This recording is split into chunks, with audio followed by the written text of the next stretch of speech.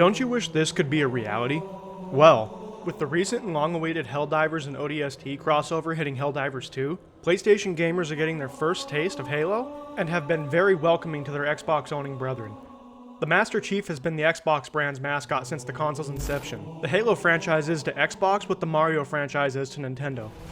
With that being said, is it finally time for the Halo games to come to PlayStation consoles?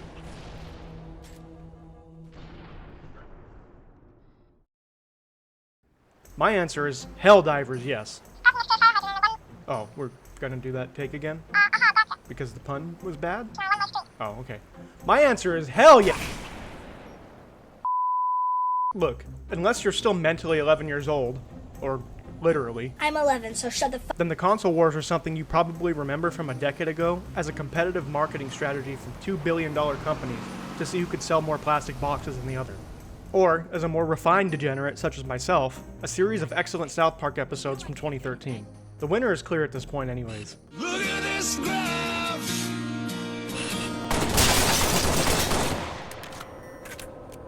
On a more serious note, I think brand loyalty is for suckers, and exclusivity needs to die already so that everybody can play together regardless of what hunk of plastic and metal components they decided to fork over way too much money for. The entire concept of console exclusivity has outlived its original purpose, since crossplay has become a reality and gaming has become much more focused on software than hardware. More often than not, gaming consoles are sold at a loss, and the difference is made up in game sales, which are pretty much all digital at this point. The Xbox and PlayStation are both made for the exact same purpose and have very similar specs to one another. Please select a viable option.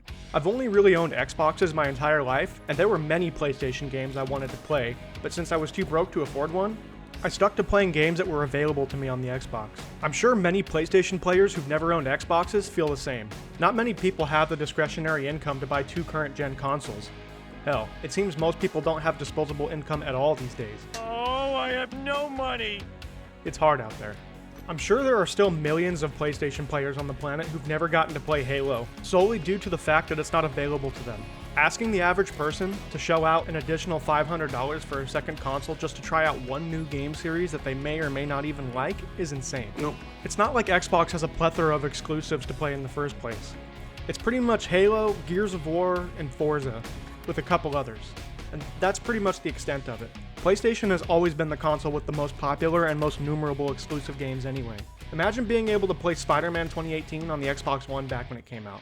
One of my favorite video games of all time is the original Spider-Man 2 game for the original Xbox and PlayStation 2. So when I found out Spider-Man 2018 would be a PlayStation 4 exclusive, I was pretty pissed, since I only owned an Xbox One at the time. But luckily a few years later it came to PC, which has been what I've been playing on exclusively for the last 5 years anyway. I think the Helldivers and ODST crossover is a giant first step in bringing Halo to PlayStation consoles. I know it's been rumored a lot in the last year or so that the next Halo game might also come to PlayStation, but for now that's just speculation and hearsay.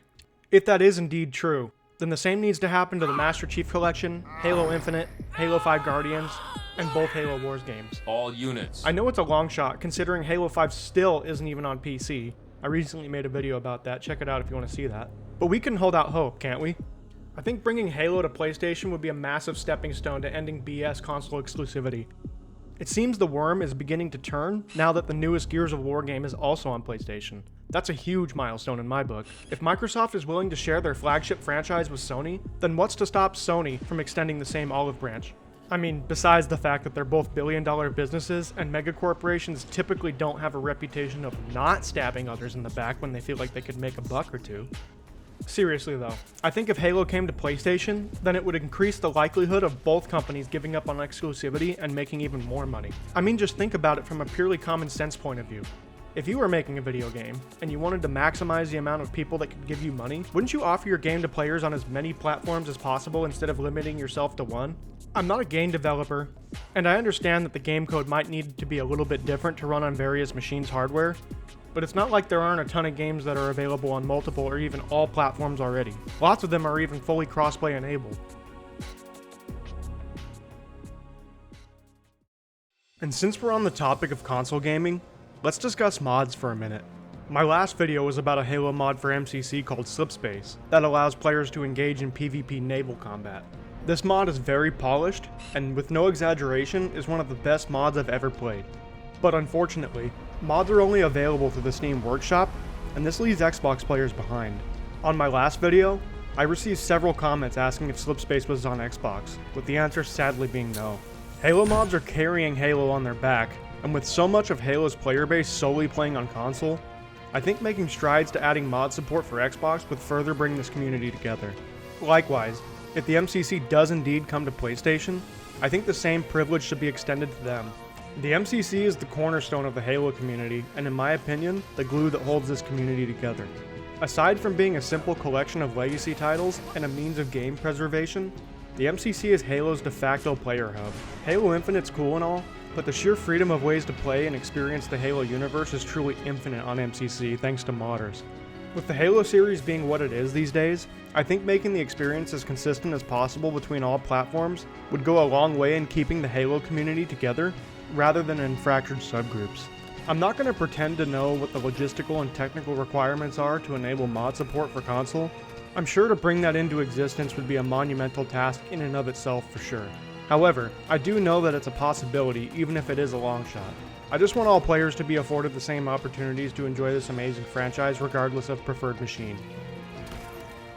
In conclusion, I really hope that not only does the next Halo title also come to PlayStation, but additionally that MCC, Wars 1 and 2, Guardians, and Infinite are also afforded the same luxury. Side note, because I won't stop saying it until it's a reality. Fucking bring Halo 5 to PC already! At the end of the day, I just want everyone to be able to play together regardless of what system you own.